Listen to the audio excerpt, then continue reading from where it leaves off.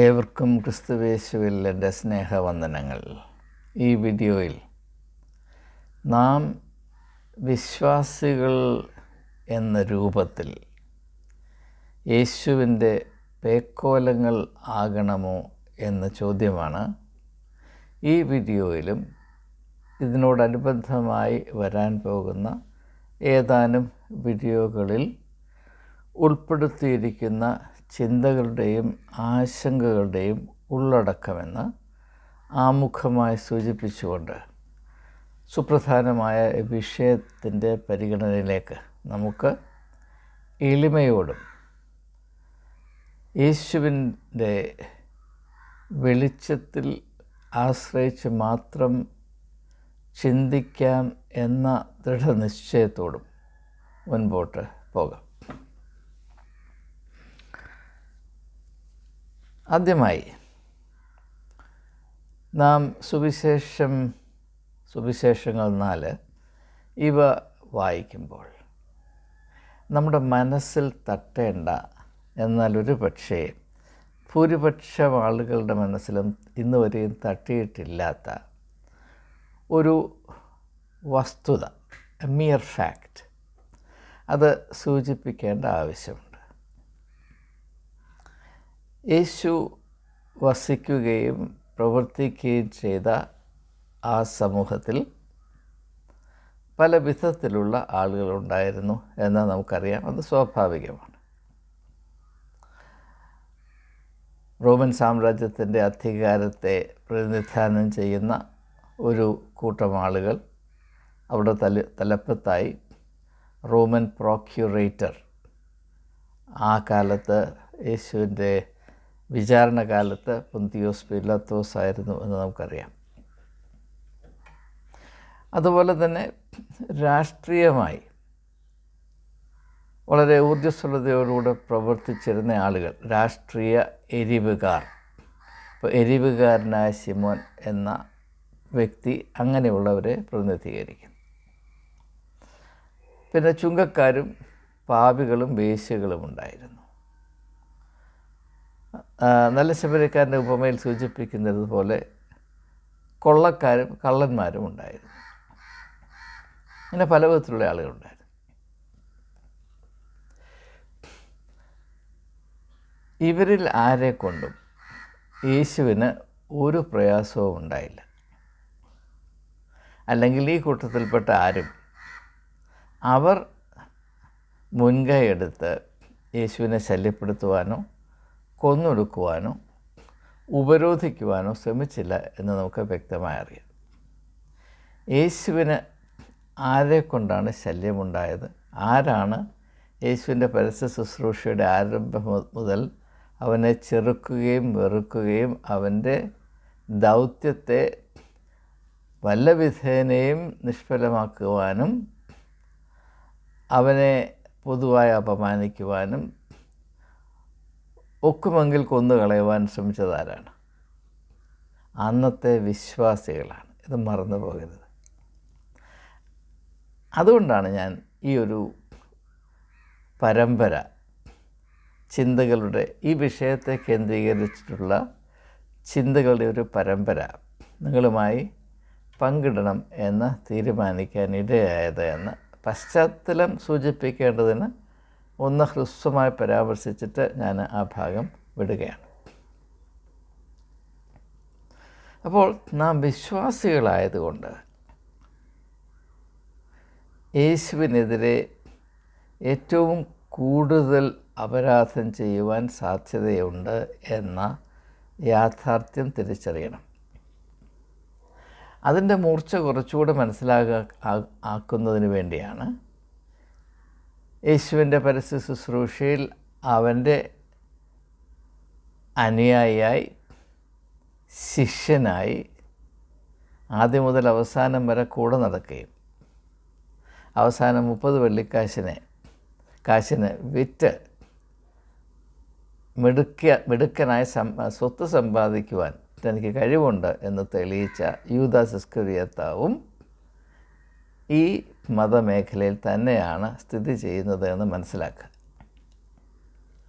അപ്പോൾ അതുകൊണ്ട് നാം ഇന്ന് വരെ ധരിച്ചിരിക്കുന്ന അല്ലെങ്കിൽ പൊതുവെ നമ്മെ ധരിപ്പിച്ചിരിക്കുന്ന ധാരണ തികച്ചും അസ്ഥാനത്താണ്. അതായത് നാം വിശ്വാസികളാണ് എന്ന ഒരു ലേബൽ നാം കൊണ്ടു നടക്കുന്നു. വിശ്വാസ സമൂഹം എന്ന് പറയുന്ന കൂട്ടരോട് നാം സഹകരിച്ച് നിൽക്കുന്നു. അതിൽ അവർ ആചരിക്കുന്നതിനെ നാം ആചരിക്കുന്നു. അവരുടെ അനുഷ്ഠാനങ്ങൾ നമ്മുടെ അനുഷ്ഠാനങ്ങളാകുന്നു. അവർ പറയുന്നത് നാം പറയുന്നതാകുന്നു. അവർ പറയുന്നത് മാത്രമേ നാം പറയാറുള്ളൂ. അവർ ചിന്തിക്കുന്നത് മാത്രമേ നാം ചിന്തിക്കാറുള്ളൂ. എന്നാൽ ഈ വിശ്വാസ സമൂഹത്തെ ആകമാനം നയിക്കുകയും നിയന്ത്രിക്കുകയും ചെയ്യുന്ന ഒരു പുരോഹിത വർഗമുണ്ട്. എല്ലാം നിശ്ചയിക്കുന്ന അവരാണ്. അതുകൊണ്ട് അവർ പറയുന്നതും നിർദ്ദേശിക്കുന്നതും ഉപദേശിക്കുന്നതും മാത്രം അനുസരിച്ച് അതിനോട് അനുരൂപരായി കൺഫോർമിറ്റി മുൻപോട്ട് പോകുക എന്ന് പറഞ്ഞാൽ ശരിയല്ല, സ്ഥിതി ചെയ്യുവാൻ, ഒരേ ഇരിപ്പിലിരിക്കുവാൻ, ജനനം മുതൽ മരണം വരെ ആയിരിക്കാനേ നമുക്ക് അവകാശമുള്ളൂ. അതാണ് ഒരു വിശ്വാസി എന്ന് പറഞ്ഞാൽ. അത് മാത്രമാണ് വിവക്ഷിച്ചിരിക്കുന്നത് എന്ന് ഏവർക്കും അറിയാം. ഇനിയും ഇതിനോടനുബന്ധമായി നാം ഓർത്തിരിക്കേണ്ട കാര്യം, പൗലോസ് അപ്പോസ്തലൻ റോമർക്ക് ലേഖനം എഴുതുമ്പോൾ 12-ാം അധ്യായത്തിൻ്റെ 2-ാം വാക്യത്തിൽ പറയുന്നത് പോലെ, നിങ്ങൾ ഈ ലോകത്തിൻ്റെ മർമ്മമായ അനുരൂപപ്പെട്ടു പോകുക, കൺഫോർമിറ്റി, അതിൽ പെട്ടുപോകാതെ നിങ്ങൾ മനസ്സ് പുതുക്കി രൂപാന്തരം പ്രാപിക്കണം. അപ്രകാരം ഒരു പ്രസ്താവന അല്ലെങ്കിൽ ഒരു നിർദ്ദേശം പൗലോസ് അപ്പോസ്തലൻ നൽകുന്നതിൻ്റെ ആവശ്യവും യുക്തിയും പശ്ചാത്തലവും എന്താണ്? മതമേഖലയിൽ മനുഷ്യൻ്റെ അവസ്ഥ എന്ത് എന്ന് വ്യക്തമായി തിരിച്ചറിയുന്ന ഒരു വ്യക്തിക്ക് മാത്രമേ ഇപ്രകാരമുള്ള ഒരു നിർദ്ദേശം ജനങ്ങൾക്ക് നൽകാൻ ആവശ്യമുണ്ട് എന്ന് പോലും തോന്നുകയുള്ളൂ. സംഘടിതമായ എല്ലാ പ്രസ്ഥാനങ്ങളിലും, മതമാണെങ്കിലും രാഷ്ട്രീയമാണെങ്കിലും സാംസ്കാരിക പ്രസ്ഥാനങ്ങളാണെങ്കിലും സ്ഥാപനങ്ങളാണെങ്കിലും, ഇതിലൊക്കെയും ഉൾപ്പെടുന്ന മനുഷ്യർക്ക് സംഭവിക്കുന്ന അത്യാഹിതം, അവർ അനുരൂപരായി മാത്രം കഴിയുവാൻ നിർബന്ധിതരാണ്. They are under irresistible compulsion to conform. ഇതിൻ്റെ ഭീകരത, ഇതുകൊണ്ട് വരാവുന്ന നഷ്ടം, കഷ്ടം, അരിഷ്ടത, മരണതുല്യമായ അധപ്പതനം, ഇത് പറഞ്ഞറിയിക്കാൻ പ്രയാസമാണ്. നാം അനുഭവിക്കുന്നുണ്ടെങ്കിലും ഇത് തിരിച്ചറിയാൻ പോലും നമുക്ക് ധൈര്യമില്ല. ഇത് അല്പം ഒന്ന് മനസ്സിലാകുന്നതിന് വേണ്ടി ഏതാനും ചിന്തകൾ. എന്തുകൊണ്ടാണ് മനുഷ്യൻ നിലവിലിരിക്കുന്ന വ്യവസ്ഥിതികളോട് അനുരൂപപ്പെട്ടു പോകരുത്, ഒരു കാരണവശാലും ആ അത്യാഹിതം നിങ്ങൾക്ക് സംഭവിക്കരുത്, നിങ്ങളത് വലിച്ച് തലയിൽ വെക്കരുത് എന്ന് പൗലോസ് അപ്പോസ്തലൻ വളരെ ശക്തമായി ഉത്ബോധിപ്പിക്കുന്നത്? അതിൻ്റെ പ്രധാനപ്പെട്ട കാരണം ഇത് വ്യക്തമായി ധരിക്കണമേ. പൗലോസ് അപ്പോസ്തലന് വേദപുസ്തക അടിസ്ഥാനത്തിൽ, പഴയ നിയമവും പുതിയ നിയമവും ഉൾപ്പെടുത്തിയാണ് ഞാൻ പറയുന്നത്, മനുഷ്യൻ്റെ ഓരോ വ്യക്തിയുടെയും, സ്ത്രീയുടെയും പുരുഷൻ്റെയും സൃഷ്ടിയിൽ സ്ഥിതി ചെയ്യുന്ന പ്രത്യേകതകളെപ്പറ്റി ഒരു ദർശനവും ഒരു ബോധ്യവും ഉണ്ടായിരുന്നു. ഒരുപക്ഷേ യേശുവിൻ്റെ മറ്റ് 12 ശിഷ്യന്മാരിലും ഇല്ലാത്ത ഒരു പ്രത്യേകത ഞാൻ പൗലോസ് അപ്പോസ്തലനിൽ കാണുന്നത്. അദ്ദേഹത്തിന് സൃഷ്ടിയെപ്പറ്റി, ദൈവനിർമ്മിതമായ, ദൈവകൽപ്പിതമായ, ദൈവം വിഭാവന ചെയ്ത സൃഷ്ടിയെപ്പറ്റി പ്രത്യേകതയുള്ള ഒരു കാഴ്ചപ്പാടുണ്ടായിരുന്നത്. സൃഷ്ടിയെ എന്ന് പറയുമ്പോൾ മനുഷ്യജാതിയെ, വ്യക്തികളെ ഏവരെയും ഉൾപ്പെടുത്തി സൃഷ്ടിയെ പൗലോസ് അപ്പോസ്തലൻ വീക്ഷിച്ചിരുന്നത്, ഇത് നിങ്ങൾ വളരെ ശ്രദ്ധയോടെ മനസ്സിലാക്കണമേ, അതിപ്പോഴായിരിക്കുന്ന അവസ്ഥയെ മാത്രം പരിഗണിച്ചല്ല, അത് പരിഗണിക്കുന്നുണ്ട്. പക്ഷേ ഇത് ഏത് തരത്തിൽ, ഏത് ലക്ഷ്യത്തിൽ, ഏത് മഹത്വത്തിൽ ചെന്ന് എത്തിച്ചേരുവാൻ സാധ്യതയുണ്ട് എന്നതിനെ കൂടെ പ്രധാനമായും പരിഗണിച്ചാണ്. ഞാൻ അത് കുറച്ചുകൂടെ മനസ്സിലാകുന്നതിന് ഇംഗ്ലീഷിൽ ഒന്ന് പറഞ്ഞു നോക്കട്ടെ. There are two states in which creation as a whole can be considered. One is creation as it is today. Second is creation as it can be and needs to be as envisaged by God. ദൈവം വിഭാവന ചെയ്ത സൃഷ്ടിയുടെ തനിമ താറുമാറിലായി എന്ന തിരിച്ചറിവോടുകൂടെയാണ് വേദപുസ്തകം ആരംഭിക്കുന്നത്. ഉൽപ്പത്തി പുസ്തകത്തിൻ്റെ ആദ്യത്തെ 3 അധ്യായങ്ങളിൽ ഇത് വളരെ വ്യക്തമായി ചിത്രീകരിച്ചിരിക്കുന്നു. മനുഷ്യൻ്റെ പതനത്തിൽ കൂടെ സൃഷ്ടിയിൽ ആകമാനം പാളിച്ച കടന്നുകൂടി. ഇതൊക്കെ വളരെ വ്യക്തമായി ചിത്രീകരിച്ചിരിക്കുന്നതുകൊണ്ട് ഞാൻ അത് വിശദീകരിച്ച് നമ്മുടെ സമയം അതിനുവേണ്ടി ഉപയോഗിക്കാൻ താല്പര്യപ്പെടുന്നില്ല. അപ്പോൾ ആ ഒരു യാഥാർത്ഥ്യം നാം മനസ്സിലാക്കുമെങ്കിൽ അത് നമ്മെ ഉത്ബോധിപ്പിക്കുകയും പ്രേരിപ്പിക്കുകയും ചെയ്യേണ്ടത് എന്താണ്? നാം ഇപ്പോൾ ആയിരിക്കുന്ന അവസ്ഥ സൃഷ്ടിയുടെ പരിപൂർണതയിലുള്ള അവസ്ഥയല്ല.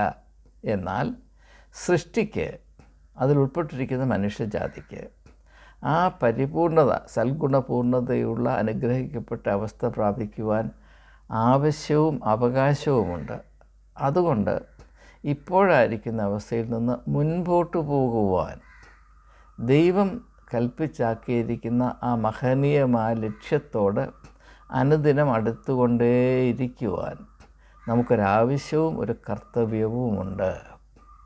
അതുകൊണ്ട് യേശുവിൻ്റെ ആത്മീയ ദർശനത്തെ ഉൾക്കൊണ്ട പൗലോസ് അപ്പോസ്തലൻ മുൻപോട്ട് പുരോഗമിച്ചുകൊണ്ടേയിരിക്കുന്ന, അല്ലെങ്കിൽ ദൈവകൽപ്പിതമായ ആ മഹനീയമായ ലക്ഷ്യത്തോട് നിരന്തരം അടുത്തുകൊണ്ടേയിരിക്കുന്ന പുരോഗമനാത്മകമായ സ്പിരിച്വലി പ്രോഗ്രസീവ്, ആത്മീയ പുരോഗമന ആത്മകമായ സ്പിരിച്വലി പ്രോഗ്രസീവ്. മലയാളത്തിൻ്റെ പല വാക്കുകളും നമുക്ക് അല്പം ഇടംകേടുണ്ടാക്കുന്നുണ്ട്, നിങ്ങൾ ക്ഷമിക്കണം. ആ ഒരു ദർശനമുള്ളതാണ്. എന്നാൽ അതായത് മുൻപോട്ട് പോകണം. യേശു പറഞ്ഞില്ലേ, നിങ്ങൾ സൽഗുണപൂർണരാകുവിൻ, നിങ്ങളുടെ അവസ്ഥ ഇപ്പോഴതല്ല, എന്നാൽ നിങ്ങളാകേണ്ട അവസ്ഥ ഇതാണ്. മത്തായിയുടെ സുവിശേഷം 5-ാം അധ്യായത്തിന് 48-ാം വാക്യം, മുൻപോട്ട് പോകുവിൻ. ഇപ്പോഴായിരിക്കുന്ന അവസ്ഥയിൽ നിങ്ങൾ ഇരുന്ന് ഉറക്കം തൂങ്ങരുത്. നിങ്ങൾ ഇവിടെ വിറങ്ങലിച്ച് പക്ഷപാത രോഗിയെപ്പോലെ കിടക്കരുത്. നിങ്ങൾ മുൻപോട്ട് പോകേണ്ടവരാണ്. ഒരു വലിയ മഹനീയമായ ലക്ഷ്യം നിങ്ങളുടെ മുൻപിലുണ്ട്. ഞാൻ ആ ലക്ഷ്യപ്രാപ്തിക്കുള്ള വഴിയാണ്. ഞാൻ തന്നെ വഴിയും സത്യവും ജീവനുമാണ്.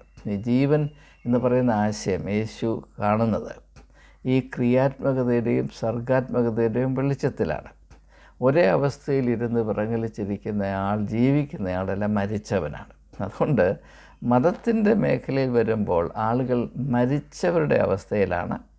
അങ്ങനെയുള്ളവരെ ഉദ്ദേശിച്ചാണ് യേശു പറയുന്നത്, മരിച്ചവർ പോയി തങ്ങളുടെ മരിച്ചവരെ കുഴിച്ചിടട്ടെ. മതപരമായ കണ്ണിൽ കൂടെ മാത്രം മനുഷ്യനെയും അവൻ്റെ അവസ്ഥകളെയും അവൻ്റെ ചുമതലകളെയും പ്രത്യേകിച്ച് അവൻ്റെ സാധ്യതകളെയും കാണുന്നവർ മരിച്ചവരാണ്. അവർക്ക് മരിച്ചവരോട് മാത്രമേ കടമയുള്ളൂ. അവർക്ക് ജീവിക്കുവാൻ ഒരു ആവേശമോ ജീവൻ്റെ മർമ്മത്തോട് പ്രതിപത്തിയോ ജീവൻ എന്ന് പറയുന്ന ഈ ക്രിയാത്മകമായ അവസ്ഥയിൽ മുൻപോട്ട് പോകുവാൻ ഒരു കടമയുണ്ട് എന്ന തിരിച്ചറിവോ ഉണ്ടാകുകയില്ല. അതുകൊണ്ട് ജീവനിൽ നിന്ന് വഞ്ചിക്കപ്പെട്ടവരായി ഈ ഭൂമിയുടെ പരപ്പിൽ ഏതാനും നാളുകൾ അവർ കഴിഞ്ഞിട്ട് പൊട്ടിപ്പോകുന്ന കുമിളുകളെപ്പോലെ അവർ അപ്രത്യക്ഷരാകും. പിന്നെ അവർ ആയിരുന്ന ഇടം അവരെ അറിയുകയില്ല. ഇന്ന് തഴച്ചു വളർന്ന് നാളെ ഇല്ലാതാകുന്ന പുല്ലുപോലെ അവർ ആയിത്തീരുമെന്ന് വചനം തന്നെ നമ്മോട് പറയുന്നുണ്ട്. ഞാൻ കൂടുതലായി വിശദീകരിക്കേണ്ട കാര്യമില്ല. അപ്പോൾ നാം അനുരൂപരായിരിക്കുക. നമുക്കറിയാം, എല്ലാ മതങ്ങളും വളരെ വളരെ വളരെ നിർബന്ധ ബുദ്ധിയോടെ അതിലുൾപ്പെടുന്ന വിശ്വാസികളെന്ന് നാം പറയുന്ന ആളുകൾ, അവർ വിശ്വാസികളാണോ എന്ന് നമുക്ക് അധികം താമസിയാതെ തിരിച്ചറിയാൻ കഴിയും.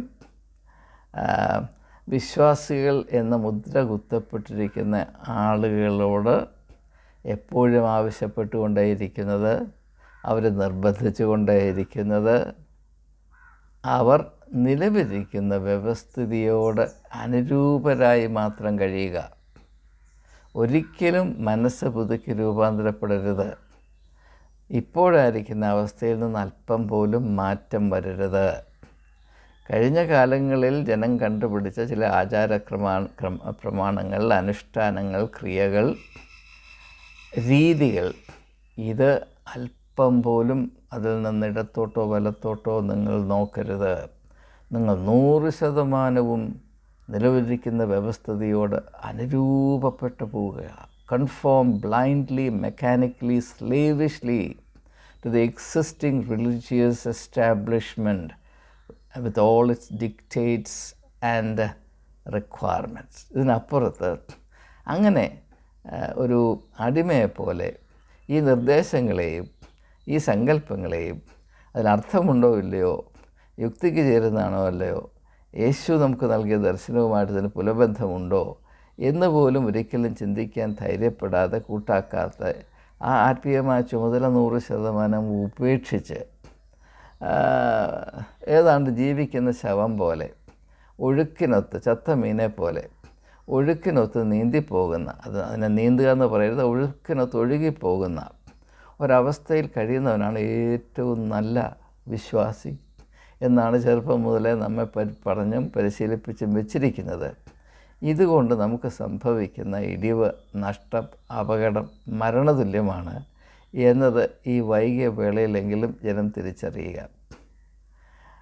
അപ്പോൾ ഇങ്ങനെയുള്ള ഒരു സാഹചര്യം, ആ ഒരു സാഹചര്യം യേശുവിൻ്റെ കാലത്ത് നിലനിന്നിരുന്നു. അതുകൊണ്ട് എല്ലാ വ്യക്തികൾക്കും സാരമായ, ഭീകരമായ നഷ്ടവും കോട്ടവും സംഭവിച്ചു കൊണ്ടിരുന്നു. അത് മനുഷ്യരെ പറ്റിയുള്ള ദൈവത്തിൻ്റെ സങ്കല്പത്തിനും പ്രത്യാശയ്ക്കും ഉദ്ദേശത്തിനും ഘടകവിരുദ്ധമായതുകൊണ്ട് അതിന് മാറ്റം സംഭവിക്കണം, മാറ്റം വരുത്തണം എന്ന് ദൈവം തീരുമാനിച്ചത് കൊണ്ടാണ് മാറ്റങ്ങളുടെ മാറ്റുലിയായി തൻ്റെ പുത്രനെ ഈ നിർജീവമായ അവസ്ഥയിൽ ജീവൻ്റെ ചലനമായി, അതായത് യോഹന്നാന്റെ സുവിശേഷം 5-ാം അധ്യായത്തിൽ ബെത്സൈദ കുളത്തിൽ ഒരു ദൂതൻ വന്നതിലെ വെള്ളം കലക്കുമെന്നാണ് പറഞ്ഞത്. കലക്കും. ആ ഒരു കലക്കം വളരെ ആവശ്യമാണ് എന്നത് തിരിച്ചറിയുവാൻ നമുക്ക് ഭയമാണ്. അപ്പോൾ അനുരൂപരായിരിക്കുന്നവരല്ല, പിന്നെയോ കലക്കമുണ്ടാക്കുന്നവരാണ് യഥാർത്ഥത്തിൽ ദൈവമക്കൾ എന്ന ഒരു തിരിച്ചറിവ് എപ്പോൾ ക്രിസ്ത്യാനി എന്ന ലേബലുള്ള വിശ്വാസി എന്ന റോളും പേറി നടക്കുന്ന വ്യക്തികൾ മനസ്സിലാക്കുന്നുവോ, അന്ന് അവർക്ക് രക്ഷ വരും, അവർ മുഖാന്തരമായി ലോകം അനുഗ്രഹിക്കപ്പെടും. ഇതാണ് എൻ്റെ ആത്യന്തികമായ വിശ്വാസം. എന്നാൽ ഇതിൽ നിന്ന് വളരെ വളരെ വിദൂരമായി പൗലോസ് അപ്പോസ്തലൻ വളരെ വ്യക്തമായി പറയുന്ന വാക്കുകൾ ഉപയോഗിച്ചാൽ ലോകത്തിൻ്റെ തനിമയുടെ അല്ലെങ്കിൽ ആധികാരികമായ മർമ്മമായ അനുരൂപരായി മാത്രം കഴിയുക, കൺഫോർമിറ്റി, സ്ലേവ്സ് ഓഫ് കൺഫോർമിറ്റി. നിങ്ങൾ നിലവിലിരിക്കുന്ന വ്യവസ്ഥിതിയോട് അനുരൂപരായിത്തീരുമ്പോൾ നിങ്ങൾ ആ വ്യവസ്ഥിതിയുടെ അടിമകളായിത്തീരുന്നു. ഇതെൻ്റെ ആശയമല്ല, ഇത് പൗലോസ് അപ്പോസ്തലൻ്റെ ആശയമാണ്. എന്നാൽ ഇത് പൗലോസ് അപ്പോസ്തലൻ്റെ ആശയമല്ല, ഇത് യേശുവിൽ നിന്ന് പൗലോസ് അപ്പോസ്തലൻ കടം വാങ്ങിച്ച ആശയമാണ്. അതുകൊണ്ട് യേശു വിടുതലിൻ്റെ ദൗത്യവുമായി വന്നു. എന്തിൽ നിന്നാണ് ജനങ്ങൾക്ക് വിടുതൽ ആവശ്യമെന്ന് യേശു സൂചിപ്പിച്ചിട്ടുണ്ട്. തൻ്റെ പരസ്യ ശുശ്രൂഷയിൽ ആദ്യം മുതൽ അവസാനം വരെ ആ തിരിച്ചറിവ് തിങ്ങി വിളങ്ങി പ്രത്യക്ഷമായി നിൽക്കുന്നുണ്ട്. മതപരമായ സംവിധാനങ്ങളുടെ അടിമത്വത്തിൽ നിന്നാണ് മനുഷ്യൻ ആത്യന്തികമായി വിടുതൽ ആവശ്യമായിരിക്കുന്നത്. കാരണം ആ വിടുതൽ പ്രാപിക്കാതെ ഒരു വ്യക്തി പോലും ആധികാരികമായ വ്യക്തിത്വം അനുഭവിക്കുവാൻ സാധ്യതകൾ പോലുമുള്ളവരല്ല. അവർ ജീവിതത്തിൽ നിന്ന് വഞ്ചിക്കപ്പെടുന്നവരാണ്. അവർ ജീവിതം മുഴുവനും മരണത്തിൻ്റെ അവസ്ഥയിലാണ് എന്ന വ്യക്തമായ തിരിച്ചറിവ് ആർക്കും ഇതിനെപ്പറ്റി സംശയമുണ്ടാകുവാൻ യാതൊരു വിധത്തിലും ഇടയില്ലാത്ത വിധത്തിൽ യേശു തൻ്റെ പഠിപ്പീരുകളിൽ ആവർത്തിച്ച് പ്രത്യക്ഷമായും പരോക്ഷമായും ഉപമകളിൽ കൂടെയും സംഭവങ്ങളിൽ കൂടെയും അല്ലാതെയും നിരന്തരമായ ജനങ്ങളെ ഉത്ബോധിപ്പിച്ചിരുന്നുവെങ്കിലും യേശുവിൻ്റെ പഠിപ്പീരുകൾ മനനം ചെയ്യുന്നവരെന്നും അത് പച്ചവെള്ളം പോലെ കുടിച്ച് അതുകൊണ്ട് കുതിർന്ന് വീർത്തവരെന്നും എല്ലാം അറിഞ്ഞ് അറിവിൻ്റെ തികവിലിരിക്കുന്നവരെന്നും നടിക്കുന്ന വിശ്വാസി വിശ്വാസി വിശ്വാസി വിശ്വാസി അതിൻ്റെ മൂലമർമ്മങ്ങൾ 100% അവഗണിച്ചാണ് കഴിയുന്നത്. വിടുതലിന് പകരം അടിമത്തമാണ് നമ്മുടെ പാരമ്പര്യം, നമ്മുടെ കുത്തക, നമ്മുടെ അവകാശം, ഇൻഹെറിറ്റൻസ്, നമ്മുടെ ഓഹരി ഇൻഹെറിറ്റൻസ് എന്ന ധാരണയിലാണ് പ്രത്യേകിച്ച് മതസംവിധാനങ്ങളുടെ ഇത്തിലുകളായി മാത്രം കഴിയുവാൻ താല്പര്യപ്പെടുന്ന ആളുകൾ യേശുവിനെ അറിയുവാനോ അനുധാവനം ചെയ്യുവാനോ ഉള്ള സ്വാതന്ത്ര്യം മനഃപൂർവ്വം ഉപേക്ഷിച്ച് കളഞ്ഞിട്ട് ഈ അവസ്ഥയിൽ ചിതൽപ്പുറ്റുകളെ പോലെ കഴിയുന്ന ഈ ഒരു ദുഃഖകരമായ അവസ്ഥ നാം തിരിച്ചറിയണം. യേശുവിനോട് നമുക്ക് വിദൂര ബന്ധമോ ബോധമോ ഉണ്ടെങ്കിൽ നാം അത് തിരിച്ചറിയും സത്യം. അപ്പോൾ ഇനിയും നാം മനസ്സിലാക്കേണ്ട കാര്യം, എന്തുകൊണ്ടാണ് നാം ഒരിക്കലും ഈ അനുരൂപരാകുന്ന പൊരുത്തപ്പെട്ടു പോകുന്ന ആ ഒരു മനോഭാവത്തിലേക്ക് വഴുതി വീണ് പോകരുത് എന്ന് പൗലോസപ്പോസ്തലനും അതിനു മുൻപ് യേശുക്രിസ്തുവും ആവർത്തിച്ച് നമ്മെ ഉത്ബോധിപ്പിക്കുന്നത് എന്ന് അല്പം ഒന്ന് മനസ്സിലാക്കുന്നത് ഉചിതമായിരിക്കും. അത് മാത്രം പരാമർശിച്ചിട്ട് ഞാൻ ഈ വീഡിയോ അവസാനിപ്പിക്കുന്നതാണ്. ഇതിൽ തുടർന്നുള്ള ചിന്തകൾ ഇതിൽ നിന്ന് ഇനിയും ചെയ്യാൻ ഉദ്ദേശിക്കുന്ന വീഡിയോകളിൽ ഉൾപ്പെടുത്തുകയും ചെയ്യാം. ഞാൻ ആദ്യം സൂചിപ്പിച്ചതുപോലെ സൃഷ്ടിയാകമാനം മനുഷ്യൻ്റെ പതനത്തിന് ശേഷം അതിൻ്റെ പൂർണ്ണത നഷ്ടപ്പെട്ട ദുഃഖകരമായ അവസ്ഥയിലാണ്. അതിനെയാണ് മരണത്തിൻ്റെ മർമ്മം എന്ന ആശയം കൊണ്ട് ആദ്യ പുസ്തകം വിവക്ഷിക്കുന്നത്.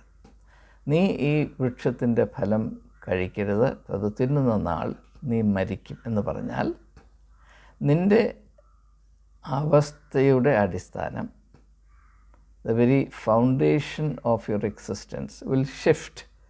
നിൻ്റെ അവസ്ഥയുടെ അടിസ്ഥാനം പൂർണ്ണതയിൽ നിന്ന് തെന്നി മാറിപ്പോയിട്ട് വഴുതിപ്പോയിട്ട് അപൂർണതയിൽ സ്ഥാപിക്കപ്പെടുകയും അപൂർണതയിൽ ചെന്ന് പതിക്കുകയും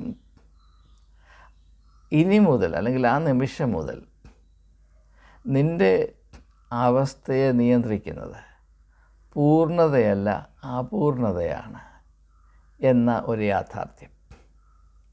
ഇനിയും പൂർണ്ണതയും അപൂർണതയും തമ്മിലുള്ള വ്യത്യാസം അല്പം ഒന്ന് സൂചിപ്പിക്കേണ്ട ആവശ്യമുണ്ട്. നമുക്കറിയാം, ദൈവം മനുഷ്യനെ സ്വന്തം രൂപത്തിലും സാദൃശ്യത്തിലും സൃഷ്ടിച്ചു. ദൈവത്തെപ്പറ്റി നാം ചിന്തിക്കുമ്പോൾ ദൈവം പൂർണ്ണനാണ്. യാതൊരു അപൂർണതയും ദൈവത്തിൻ്റെ വ്യക്തിത്വത്തിൽ അല്ലെങ്കിൽ ദൈവസങ്കല്പത്തിൽ സ്ഥിതി ചെയ്യുവാൻ സാധ്യമല്ല. അപൂർണമായതൊന്നും ദൈവമല്ല, അല്ലെങ്കിൽ ബന്ധമുള്ളതല്ല. Whatever is related to God, whatever is godly, has to be complete and perfect. There is no imperfection or incompleteness in Godhead. ഇത് വളരെ വ്യക്തമായി ധരിക്കാം.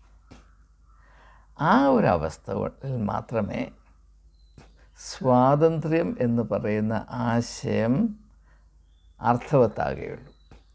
വളരെ പ്രാധാന്യമർഹിക്കുന്നൊരാശയമാണ് ഞാനിപ്പോൾ പരാമർശിച്ചത്. Freedom becomes real and meaningful only in that state of completeness or holiness. WHOLENESS, holiness. അതെന്തുകൊണ്ടാണ്? അത് മനസ്സിലാക്കുന്നതിന് വേണ്ടി ഒരു കുറ്റവാളിയെ പിടിച്ചു, വിചാരണ ചെയ്തു, അവൻ കുറ്റം ചെയ്തു എന്ന് കോടതി കണ്ടെത്തി. അപ്പോൾ കോടതി എന്തു ചെയ്യും? അവനെ ശിക്ഷിക്കും. എങ്ങനെ ശിക്ഷിക്കും? കൊലക്കുറ്റത്തിനുള്ള വകയില്ലെങ്കിൽ അവനെ കാരാഗൃഹത്തിൽ അടയ്ക്കാൻ പറയും. 2 വർഷം, 5 വർഷം, 10 വർഷം, ആജീവനാന്തം. ഈ കാരാഗൃഹത്തിൽ അടയ്ക്കുക എന്ന് പറഞ്ഞാൽ അർത്ഥം എന്താണ്? കാരാഗ്രഹത്തിനകത്തും അങ്ങോട്ടും ഇങ്ങോട്ടും നടക്കാനും ഇച്ചിരി ജോലി ചെയ്യാനും വ്യായാമം ചെയ്യാനും അല്പം എൻ്റർടൈൻമെൻറ്റും എല്ലാം ഉണ്ട്. ഒരു കാരാഗ്രഹം ഒരു രാജ്യത്തിൻ്റെ ഭാഗമാണ്. അത് ഈ ലോകത്തിലാണ് വസിക്കുന്നത് കൊണ്ട് എല്ലാ കാരാഗ്രഹങ്ങളും ലോകത്തിൻ്റെ അംശമാണ്. പക്ഷേ കാരാഗ്രഹം എന്ന് പറയുമ്പോൾ ഈ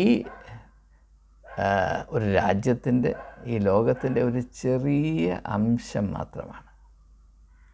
ആ അംശത്തിൽ മാത്രം ഒതുങ്ങി നിൽക്കാനേ നിനക്ക് അവകാശമുള്ളൂ, യോഗ്യതയുള്ളൂ എന്നത് മാത്രമാണ് ഈ കാരാഗ്രഹത്തിൻ്റെ പ്രത്യേകത. കാരാഗ്രഹം നമ്മെ അലട്ടുന്നതിൻ്റെ കാര്യം വളരെ തുച്ഛമായ ഒരംശത്തിൽ നമ്മുടെ ജീവനെ ഒതുക്കി നിർത്തുവാൻ നമുക്ക് ബാഹ്യമായ ചില ശക്തികൾ, അതിനധികാരമുള്ളവർ തീരുമാനിക്കുന്നത് നമ്മളെ അടച്ചിടുന്നു.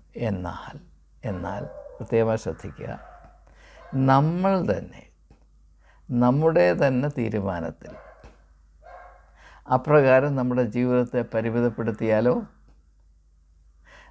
നാം കാരാഗ്രഹത്തിലാണ് വസിക്കുന്നത് എന്നത് നമുക്ക് ബോധ്യമാകുകയില്ല എങ്കിലും അക്ഷരാർത്ഥത്തിൽ നാം കാരാഗ്രഹവാസികൾ തന്നെയാണ്. ഞാൻ നിങ്ങളോട് ചോദിക്കട്ടെ, സ്വയം എന്ന് പറയുന്ന ആ ഇടുങ്ങിയ ലോകത്തിൻ്റെ പരിധിയിൽ മാത്രം സ്ഥിതി ചെയ്യുന്നൊരു വ്യക്തി, അവൻ കാരാഗ്രഹത്തിൽ വസിക്കുന്നവനാണോ ഈ വിശാലമായ ലോകത്തിൻ്റെ ഭാഗമാണോ? നിങ്ങൾ ചിന്തിക്കുക. എൻ്റെ അഭിപ്രായത്തിൽ ലോകത്തിലെ ഏറ്റവും ഇടുങ്ങിയ കാരാഗ്രഹം സ്വയമാണ്. സ്വാർത്ഥത കൊണ്ട് മാത്രം പ്രവർത്തിക്കുന്ന സ്വയം.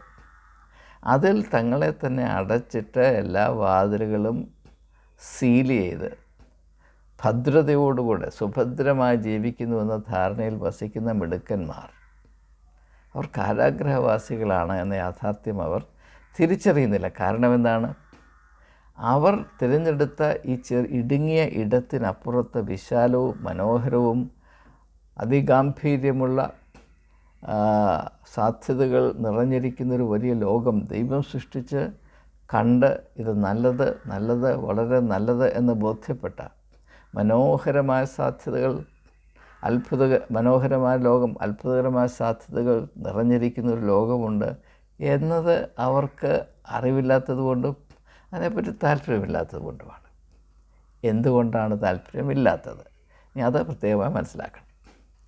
നാം മനസ്സിലാക്കേണ്ട ഒരു പക്ഷേ വ്യക്തിത്വത്തെപ്പറ്റി നാം ധരിക്കേണ്ട, നാം പ്രാപിക്കേണ്ട ഏറ്റവും പ്രധാനപ്പെട്ട അറിവ്, എന്നെ ഏറ്റവും സഹായിച്ച അറിവ് ഞാൻ നിങ്ങളുമായി പങ്കിട്ടുകൊള്ളട്ടെ. ഞാൻ ആത്യന്തികമായി വിശ്വസിക്കുന്നത് ഓരോ വ്യക്തിയെയും ദൈവം വളരെ ശ്രദ്ധയോടും ദീർഘവീക്ഷണത്തോടും പ്രത്യേകമായ ലക്ഷ്യത്തോടും കൂടെ സൃഷ്ടിച്ചാണ് ഈ ലോകത്തിലാക്കി വയ്ക്കുന്നത്. ഇത് എൻ്റെ ആത്മീയതയുടെ ആണിക്കല്ലാണ്. ഈ ഒരു വിശ്വാസമില്ലെങ്കിൽ എനിക്ക് ഞാനായി തീരുവാൻ ഒരു ദിവസം കഴിയുവാൻ സാധ്യമല്ല. I believe firmly in the uniqueness of my personality.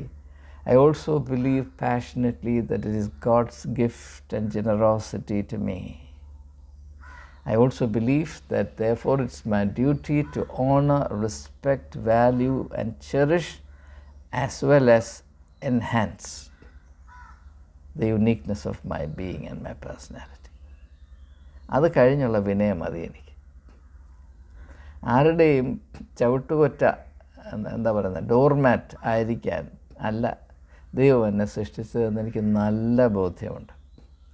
ആരുടെയും മുമ്പിൽ ഓച്ചാനിച്ച് നിൽക്കാനോ ആത്മാർത്ഥമില്ലാത്ത മുഖസ്തുതി പാടുവാനോ മാന്യന്മാരായ തെണ്ടുകളെ പോലെ വല്ലവരുടെയും ഔദാര്യത്തിന് വേണ്ടി വാക്ക് മൂലമോ അല്ലാതെയോ യാചിക്കാനോ അല്ല ഞാൻ ഈ ലോകത്തിൽ വന്നത്. എനിക്ക് അഭിമാനത്തിന് വക നൽകിയത് ചില വ്യക്തികളോ സംവിധാനങ്ങളോ അല്ല, ദൈവമാണ്. എനിക്ക് സ്വാതന്ത്ര്യം നൽകിയ ദൈവമാണ്. എൻ്റെ എല്ലാ കഴിവുകളും ദൈവത്തിൻ്റെ ദാനമാണ്.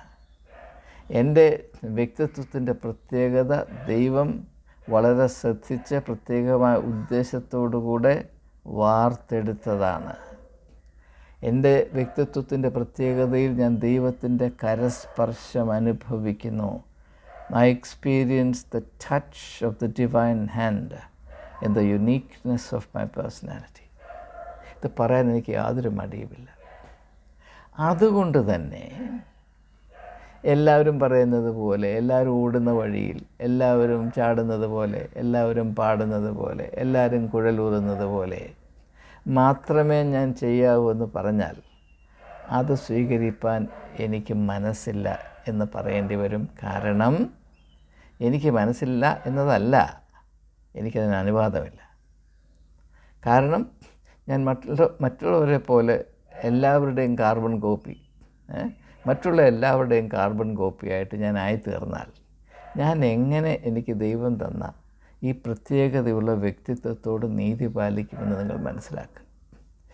ഈ ഒരു വെളിച്ചത്തിലാണ് നിങ്ങൾ നിലവിലിരിക്കുന്ന വ്യവസ്ഥിതികളോടും അഭിപ്രായങ്ങളോടും കാഴ്ചപ്പാടുകളോടും താല്പര്യങ്ങളോടും അനുരൂപരാകരുത്. അനുരൂപരായാൽ നിങ്ങളതിന് അടിമകളായിത്തീരും. അടിമകൾക്ക് അവരുടെ വ്യക്തിത്വത്തിൻ്റെ ആധികാരികതയെ വിലമതിക്കുവാനോ അതിനെ ബഹുമാനിക്കത്തക്ക വിധത്തിൽ ജീവിക്കുവാനോ അതനുസരിച്ച് പ്രവർത്തിക്കുവാനോ സ്വാതന്ത്ര്യമുള്ളവരല്ല. വളരെ ദുഃഖകരമായ യാഥാർത്ഥ്യം എന്താണെന്ന് ചോദിച്ചാൽ, നാം സഭകളുടെ അംഗങ്ങളായി നിലനിൽക്കാൻ നിർബന്ധിതരായിത്തീരുന്നത് കൊണ്ട് അതിന് നാം കൊടുക്കേണ്ടുന്ന വില നമ്മുടെ മനുഷ്യത്വത്തിൻ്റെ, നമ്മുടെ വ്യക്തിത്വത്തിൻ്റെ ആധികാരികതയാണ്. ഒരിക്കലും ഒരു സഭയും ഒരു വിശ്വാസിയുടെയും സ്വാതന്ത്ര്യത്തെ മാനിക്കുകയില്ല. നിങ്ങൾ തിരിച്ചറിയേണ്ട സുപ്രധാനമായ ഒരു കാര്യം, ദയവായി ചിന്തിക്കുക. മതം ഒരിക്കലും നിങ്ങൾക്ക് മതസ്വാതന്ത്ര്യം അനുവദിക്കുകയില്ല. നിങ്ങൾക്ക് മതസ്വാതന്ത്ര്യം അനുവദിച്ച് നൽകുന്നത് മതമല്ല, മതേതര വ്യവസ്ഥിതികളാണ്. അപ്പോൾ ഭരണഘടനയാണ് നിങ്ങൾക്ക് മതസ്വാതന്ത്ര്യം നൽകുന്നത്. നിങ്ങളുടെ സഭകൾ നിങ്ങൾക്ക് മതസ്വാതന്ത്ര്യം നൽകുകയില്ല. എന്താണ് മതസ്വാതന്ത്ര്യം? ഇന്ത്യൻ ഭരണഘടനയുടെ 25-ാം അനുച്ഛേദമനുസരിച്ച് ഓരോ വ്യക്തിയും അവൻ്റെ മനസാക്ഷിയുടെ പ്രേരണ അനുസരിച്ച് അതിന് ഉതകുന്ന ഒരു രീതിയെ, ഒരു മതത്തെ സ്വീകരിക്കുകയും ആചരിക്കുകയും പ്രചരിപ്പിക്കുകയും ചെയ്യാനുള്ള അവകാശമാണ്. To freely choose, to practise, preserve and propagate a religion of your choice. അത് വേണ്ട, നമുക്ക് അങ്ങനെ റിലിജ്യൻ ചൂസ് ചെയ്യേണ്ട. നമ്മൾ ക്രിസ്ത്യാനികളാണ്, ക്രിസ്ത്യാനികളായിട്ട് തന്നെ നിൽക്കാം. എന്നാൽ ഈ ക്രിസ്ത്യാനിറ്റി അല്ലെങ്കിൽ ക്രിസ്തു മതം എന്ന് പറയുന്നത് അതിൻ്റെ പൂർണ്ണത ഉൾക്കൊള്ളുവാൻ പര്യാപ്തമായ, അതിന് പക്വതയുള്ള ഏതെങ്കിലും ഒരു സഭ, കത്തോലിക്ക സഭ തൊട്ട് പെയ്ത്തോം വരെ, ചെറുപ്പത്തിലൊക്കെ ഞാൻ ഒത്തിരി പെന്തക്കോസ്തരുടെ ഇടയിലാണ് ഞാൻ വളർന്നു വന്നത്. അപ്പോൾ ഫെയ്ത്ത് ഹോം എന്ന് പറഞ്ഞു വരുമ്പോൾ പെയ്ത്തോം എന്നാണ്. ഇപ്പം ഈ ശബരിമലയ്ക്ക് പോകുന്ന അയ്യപ്പന്മാർ അതേ റോട്ടിൽ കൂടെ വിളിച്ചുകൊണ്ട് പോകുന്നത് ഞാൻ കേട്ടിട്ടുണ്ട്. അയ്യപ്പത്തിന്തകത്തോം സ്വാമി തിന്തകത്തോം, അയ്യപ്പത്തിന്തകത്തോം സ്വാമി തിന്തകത്തോം. അതിൻ്റെ അർത്ഥം എന്താ? അത് ഈ 41 ദിവസം വ്രതമെടുത്ത് കറുത്ത മുണ്ടും ഷർട്ട് വിട്ട് തലയിൽ പണ്ടും കെട്ടും ചുവന്നുകൊണ്ട് ശബരിമലയ്ക്ക് പോകുന്ന അയ്യപ്പനോട് ചോദിച്ചാൽ അയ്യപ്പൻ അറിഞ്ഞുകൂടാ. വാസ്തവത്തിൻ്റെ ഉദ്ദേശം അയ്യപ്പൻ നിൻ്റെ അകത്ത് ഓം.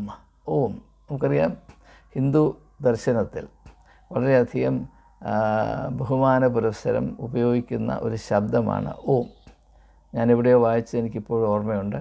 ഓം has 1,000 meanings and one of them is welcome to the gods എന്ന് പണ്ടെവിടെയോ വായിച്ചാണ്. ഏത് പുസ്തകമാണെന്നൊന്നും ഇപ്പോൾ ഓർമ്മയില്ല. അപ്പോൾ അയ്യപ്പൻ തകത്തോ എന്ന് പറഞ്ഞുകൊണ്ട് നടക്കുകയാണ്. അയ്യപ്പ നിൻ്റെ അകത്ത് ഓം, ആ ദൈവീകമായ ബോധം ഉണ്ടാകണം. സ്വാമി നിൻ്റെ അകത്ത് ഓം. അത് അയ്യപ്പൻ, കയ്യാളിയപ്പൻ എന്ത് ചെയ്തു? അയ്യപ്പൻ തിന്തകത്തോം സ്വാമി തിന്തകത്തോം. ഇതാണ് മതത്തിൽ വരുന്ന മാറ്റം. മതം വരുത്തി വെക്കുന്ന രൂപാന്തരം ഇത് മാത്രമാണെന്ന് മനസ്സിലാക്കുക. യേശുവിൻ്റെ എല്ലാ പഠിപ്പീരുകൾക്കും, യേശുവിൻ്റെ ദർശനത്തിനും, യേശു നമ്മുടെ ഉള്ളിൽ വസിക്കുന്നതെന്നൊക്കെ പറയുന്നതിനും ഈ അയ്യപ്പത്തിന്തകത്വവും സ്വാമി തിന്തകത്വവും ആ ഒരവസ്ഥയിലാണ്. എന്താണെന്ന് ആർക്കും ഒരു പിടിയുമില്ല. ഇതൊന്നും തലയിൽ പേറിക്കൂടെ നടക്കുകയാണ്. അപ്പോൾ ഇത് ഇപ്പോൾ മലയിൽ പോകുന്നവൻ ഇത് പറഞ്ഞുകൊണ്ട് പോകണം, അയ്യപ്പത്തിന്തകത്വവും. പക്ഷെ അതിൻ്റെ അർത്ഥം അറിയാൻ ആവശ്യമില്ല. അതിനാണ് അനുരൂപരാകുക എന്ന് പറയുന്നത്. ഇപ്പോൾ ഒരു മലയ്ക്ക് പോകുന്ന ഒരു സ്വാമി, അയ്യപ്പ ഭക്തൻ, അവൻ പെട്ടെന്ന് തിരിച്ചറിയുകയാണ്, അയ്യപ്പ നിൻ്റെ അകത്ത് ഓമുണ്ടായിരിക്കണം എന്ന് പറഞ്ഞാൽ അവൻ അവിടെ ഇരുന്നു പോകും. എടാ, എൻ്റെ അകത്ത് ഓമുണ്ടെങ്കിൽ ഞാൻ എന്തിനാണ് ആ മല കയറുന്നതെന്ന് അവൻ ചോദിക്കും. അല്ല, മല കയറി അവിടെ ചെന്നാൽ അവിടെ എഴുതി വച്ചിരിക്കുന്നത് എന്താണ്? തത്വമസി ദാറ്റ് ദൗ ആർട്ട്. അപ്പോൾ അങ്ങനെയാണെങ്കിൽ അവിടെ പോകേണ്ട കാര്യമില്ലല്ലോ. ഇപ്പോൾ ദൈവവും നീയും ഒന്നാണ് എന്നറിവാണ്. That thou art. ഞാനാകുന്നത് നീയാകുന്നു, നീയാകുന്നത് ഞാനാകുന്നു, പിന്നെ ഞാനിതിനെ മല ചവിട്ടുന്നത്. അപ്പോൾ ഇത് ചിന്തിക്കാത്തത് കൊണ്ടാണ് ഈ മലയിൽ കയറുന്നത്. നമ്മുടെ മത ജീവിതം മുഴുവൻ ഈ മലയിൽ കയറ്റമാണ്. അതുകൊണ്ടാണ് എല്ലാ മതത്തിലും ഞാൻ മുമ്പൊരു വീഡിയോയിൽ സൂചിപ്പിച്ചതുപോലെ ദൈവത്തെക്കാൾ കൂടുതൽ തല ഉയർത്തി നിൽക്കുന്ന മലകളാണ് മലകൾ. ആ മല ഈ മല, ആ മല ഈ മല. കാരണം എന്താണ്? അയ്യപ്പൻ തിന്തകത്വം. ഈ തിന്തകത്വം നിൽക്കുന്നിടത്തോളം കാലം മതം ഒരു മലയായിട്ട് മാത്രമേ നമുക്ക് കൊണ്ടു നടക്കാൻ സാധ്യമാകുകയുള്ളൂ. ഇത് ചുമന്നത് കൊണ്ട് ആർക്കും ഒരു ഗുണമുണ്ടാകുകയെന്ന് മാത്രമല്ല, നട്ടെല്ല് വളഞ്ഞു പോകും. അതുകൊണ്ടാണ് വിശ്വാസിക്ക് ആധികാരികമായ വ്യക്തിത്വം ഉണ്ടാകുവാൻ യാതൊരു സാധ്യതയുമില്ല എന്ന് ഞാൻ ആവർത്തിച്ച് നിങ്ങളെ ഉത്ബോധിപ്പിക്കുന്നത്. നിങ്ങൾ ദയവായി ചിന്തിക്കുക. നിങ്ങൾ പ്രത്യേകിച്ച് കേരളത്തിൻ്റെ പശ്ചാത്തലത്തിൽ ഞാൻ ഈ അവതരിപ്പിക്കുന്ന എൻ്റെ രോദനത്തെ, അതിൻ്റെ അർത്ഥത്തെ, അതിൻ്റെ പശ്ചാത്തലത്തെ മനസ്സിലാക്കാൻ ശ്രമിക്കുക. ഭാരതത്തിൽ നിന്ന് മറ്റേത് സംസ്ഥാനത്തെക്കാളും കൂടുതൽ ക്രിസ്തീയ ആത്മീയമായ പ്രസ്ഥാനങ്ങളും മുന്നേറ്റങ്ങളും മിന്നി നിൽക്കുന്ന കേരളത്തിലാണ്. എന്നാൽ കേരളമാണ് ഭാരതത്തിലെ ഏറ്റവും കൂടുതൽ അധപ്പതിച്ച സംസ്ഥാനം. ഇത് ഞാൻ പറയുന്നതല്ല. സോഷ്യൽ സയൻറ്റിസ്റ്റ്, സാമൂഹ്യശാസ്ത്രജ്ഞന്മാർ, വികസനത്തെപ്പറ്റി പഠിക്കുന്നവർ, സാംസ്കാരിക ബോധമുള്ളവർ, നാഷണൽ ക്രൈം റെക്കോർഡ്സിൻ്റെ ഡേറ്റ പരിശോധിക്കുന്നവർ, അവരെല്ലാം പറയുന്നവരാണ്. ആത്മഹത്യയിലാണെങ്കിലും, വിവാഹമോചനത്തിലാണെങ്കിലും, കള്ളുകുടിയിലാണെങ്കിലും, സ്ത്രീകൾക്കെതിരെയുള്ള അക്രമത്തിലാണെങ്കിലും, കുഞ്ഞുങ്ങളോട് കാണിക്കുന്ന ക്രൂരതയിലാണെങ്കിലും, കറപ്ഷനിലാണെങ്കിലും നാം ഏറ്റവും മുൻപന്തിയിലാണ്. മതത്തിലും മുൻപന്തിയിലാണ്. ഒട്ടും കുറവുള്ളവർ. നമ്മളെ മാറ്റി നിർത്താനൊക്കില്ല, മനസ്സിലാക്കണം.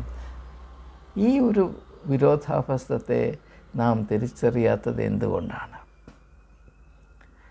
യേശുവിനെ അനുഗമിക്കുമെന്ന് പറയുകയും ലോകത്തിൻ്റെ വെളിച്ചമായ യേശു നമ്മുടെ രക്ഷിതാവാണെന്ന് പറയുകയും അവനാൽ ഞങ്ങൾ രക്ഷിക്കപ്പെട്ടു, നാം രൂപാന്തരപ്പെട്ട വ്യക്തികളാണ്, പഴയതെല്ലാം കഴിഞ്ഞു പോയി, ഇനി തൊട്ട് നമ്മൾ ലോകത്തിൻ്റെ വെളിച്ചമാണെന്നൊക്കെ പറഞ്ഞു നടക്കുന്നത്, നമ്മൾ നമ്മുടെ ആത്മാവിൽ നിന്ന് നാം വെളിയിലേക്ക് പുറപ്പെടുവിക്കുന്നത് അന്ധകാരത്തിൻ്റെ ജൽപ്പനങ്ങളും പ്രവർത്തനങ്ങളുമാണ് എന്ന് പറയുമ്പോൾ ഇതിനെപ്പറ്റി നാം എന്തുകൊണ്ടാണ് ചിന്തയില്ലാതിരിക്കുന്നത്? കേരളത്തിലുള്ള 60 ലക്ഷം 65 ലക്ഷം ക്രിസ്ത്യാനികളെ നിങ്ങളൊന്ന് പരിശോധിച്ച് നോക്കൂ. അതിൽ വ്യക്തിത്വത്തിൻ്റെ ഗാംഭീര്യം കൊണ്ട് സമൂഹത്തിൻ്റെ ശ്രദ്ധ ഒരു നിമിഷം ഒന്ന് ആകർഷിക്കുവാൻ, യേശുവിൻ്റെ വ്യക്തിത്വത്തെ അതിൻ്റെ 1% വിശുദ്ധിയിലും ഗാംഭീര്യത്തിലും കേരള മനസാക്ഷിയിൽ ഒന്ന് എടുത്ത് പ്രദർശിപ്പിക്കുവാൻ പര്യാപ്തമായ വ്യക്തിത്വ വളർച്ചയും വിശുദ്ധിയുമുള്ള എത്ര വിശ്വാസികളുണ്ട് എന്ന് നിങ്ങൾ ദയവായി ചിന്തിക്കുക. പ്രത്യേകിച്ച് ഇനി സാധാരണ ആളുകളുടെ ഇടയിൽ വിശ്വാസികൾ ആത്മാർത്ഥതയുള്ളവർ കാണും. പക്ഷേ ഈ പുരോഹിത വർഗത്തിൽ, ഞാനിത് പറയുന്നത് എനിക്ക് ഒരു ബിഷപ്പിനോടും പുരോഹിതനോടും വ്യക്തിപരമായ വിദ്വേഷമുണ്ടായിട്ടല്ല. ഞാനൊരു വസ്തുത നിങ്ങളോട് പറയുകയാണ്. ഇത് പറയുമ്പോൾ നിങ്ങൾ എന്തിനാണ് നിങ്ങൾ ചിലരൊക്കെ വിമിഷ്ടപ്പെടുന്നത്? അങ്ങനെയല്ല എന്ന് തെളിയിച്ചാൽ പോലെ. ഇന്ന മെത്രാനെ കണ്ടാൽ യേശുവിനെ കണ്ടിരിക്കുന്നു എന്നൊരു വിദൂരമായൊരു ചിന്ത കേരളത്തിലെ 3.5 കോടി ആളുകളുടെ ഇടയിൽ ഒരു 3 പേർക്കുണ്ടാകും. എന്ന് നിങ്ങൾ പറഞ്ഞാൽ മതി. അപ്പോൾ ഇത് ഞാൻ പറഞ്ഞത് മുഴുവൻ അസ്ഥാനത്തായി പോകും. അത് ആധികാരികമായി പറയാൻ ചുമ്മാതെ കാക്കയെ കല്ലെറിയുന്ന പോലെ പറഞ്ഞാലൊക്കില്ല. അതിനുള്ളൊരു വസ്തുതാപരമായ തെളിവോടുകൂടെ അല്ലെങ്കിൽ അതിന് എന്തെങ്കിലും അടിസ്ഥാനമുണ്ട് എന്ന വിധത്തിൽ നിങ്ങളത് അവകാശപ്പെട്ടാൽ ഞാൻ മാപ്പ് പറയാൻ തയ്യാറാണ്. നമ്മുടെ അവസ്ഥ ജീർണതയിൽ നിന്ന് ജീർണതയിലേക്ക് അതിവേഗം കുതിച്ചുകൊണ്ടേയിരിക്കുമ്പോൾ ഇങ്ങനെയുള്ള മുടന്തൻ ന്യായങ്ങളൊക്കെ അവതരിപ്പിച്ച് അർത്ഥശൂന്യമായ മനുഷ്യ അന്തസ്സിനെ കൊഞ്ഞനം കാണിക്കുന്ന ഈ സഭ എരിവ് അത് നമുക്കല്പം പോലും യോഗ്യത നൽകുന്നില്ല. അത് സാധ്യമാകാവുന്ന ആത്മീയ ഉദ്ധാരണത്തിനെതിരെ കതക് ആഞ്ഞ് കൊട്ടി അടയ്ക്കുന്നതിന് തുല്യമാണ്. നമ്മുടെ ഇടയിൽ സ്ഥിതി ചെയ്യുന്ന യാഥാർത്ഥ്യങ്ങളെ തിരിച്ചറിഞ്ഞ് അവയിൽ കുടികൊള്ളുന്ന ഭീകരതയും അന്ധകാരവും മനസ്സിലാക്കി ഇതിൽ നിന്ന് വിടുതൽ പ്രാപിച്ച് യേശുവിനെ അനുഗമിക്കുന്നവരായി വിശ്വാസികളായി, യഥാർത്ഥത്തിൽ വിശ്വാസികളായി വെളിച്ചത്തെ അനുധാവനം ചെയ്യുന്ന വ്യക്തികളായി ഈ സമൂഹത്തിന് ഏതെങ്കിലും വിധത്തിൽ നമ്മെക്കൊണ്ട് അനുഗ്രഹം ഉണ്ടാകണമേ എന്ന് ആഗ്രഹിക്കുന്ന ഒരു കാഴ്ചപ്പാടിൽ കേരളത്തിലെ ക്രിസ്തീയ സമൂഹം ആകമാനമായി തീരണമേ എന്ന് ആത്മാർത്ഥമായി പ്രാർത്ഥിച്ചുകൊണ്ട് വാക്കുകൾ തൽക്കാലം ഞാൻ ഉപസംഹരിക്കുന്നു. അനുബദ്ധമായ ചിന്തകൾ തുടരുന്നതാണ്. നിങ്ങളിതിൽ ക്രമമായി പങ്കെടുക്കും എന്ന് പ്രത്യാശിക്കുന്നു. അതിനുവേണ്ടി മുന്നമേ ഇവരോടുമുള്ള എൻ്റെ നന്ദി പ്രകടിപ്പിക്കുകയും ചെയ്യുന്നു.